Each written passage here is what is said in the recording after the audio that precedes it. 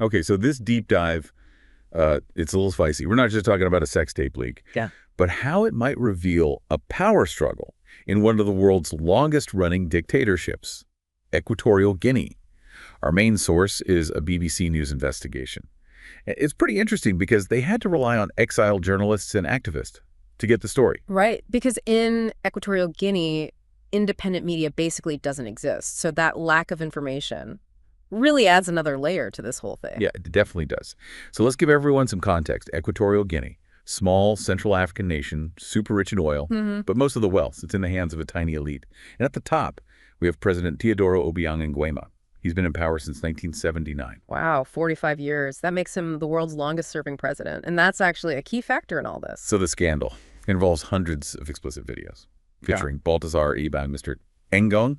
He's a senior official and the president's nephew. The videos show him with, well, various women, including relatives of other powerful figures.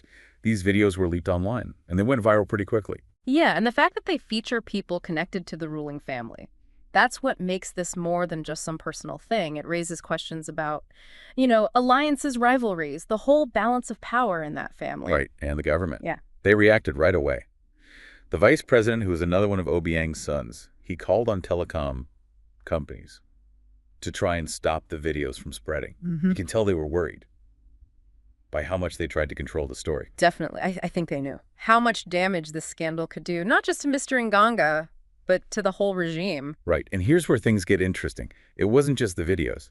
Right before they came out, Mr. Engonga was arrested on suspicion of embezzling state funds. And it wasn't small change either. We're talking secret accounts in the Cayman Islands. Millions and millions. That makes you wonder about how much corruption there is. But also, could the videos be a way to discredit him? Like someone wanted to make sure he wouldn't be next in line for president. Exactly. And there's another layer. Mr. Ngonga's father. He's a powerful guy, too. He leads a major regional economic union. So these family connections, it just adds another whole dimension to the power struggle. So this is way more than just a sex tape. We've got families, political ambitions, corruption. What looks like a scandal could actually be a move in a much bigger power play. That's exactly right. And to really understand this scandal, we need to look closer at Equatorial Guinean politics. Right, a place where coups, corruption, human rights abuses, they're normal. Exactly. A world where family can be both your biggest strength and your biggest weakness. And now, the president's health is declining. The question of who will take over, it creates the perfect environment for intrigue and power plays. Absolutely. It's kind of crazy how this whole Mr. Engonga thing shows how personal politics are in Equatorial Guinea.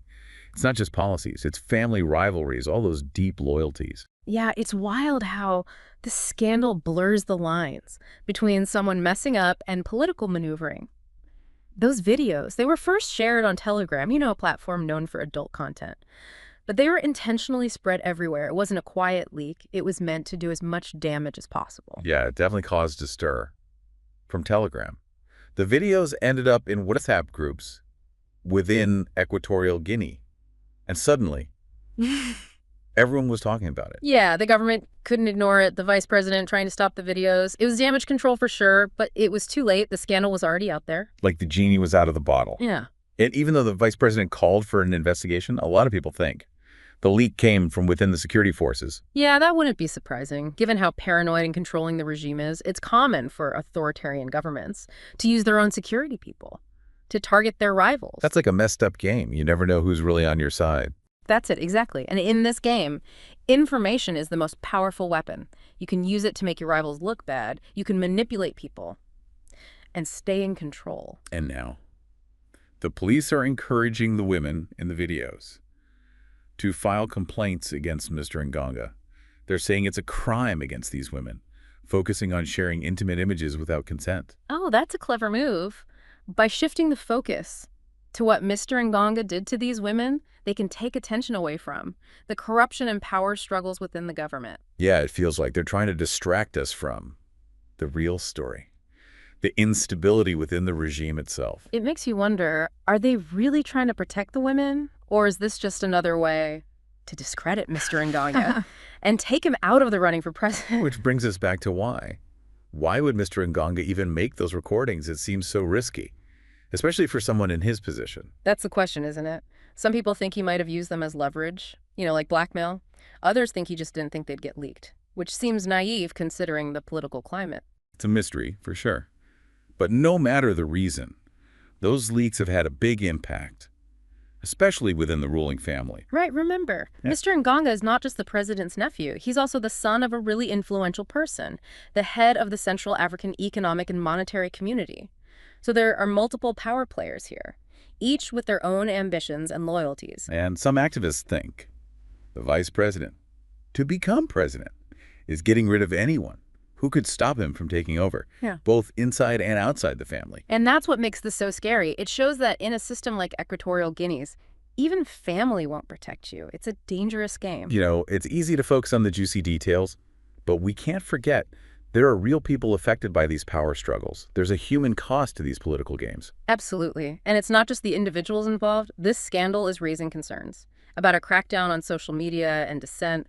We've seen the government shut down the internet before, during protests, and this could be their excuse to do it again. Which would be a huge step back for those fighting for transparency and accountability in Equatorial Guinea. And it's even more concerning. Given the vice president's past, he's been convicted of corruption, and now he's acting like he's the moral one. The irony is definitely not lost on people. It shows how dangerous unchecked power can be, and how we need to stay vigilant, even when it's happening in a country far away.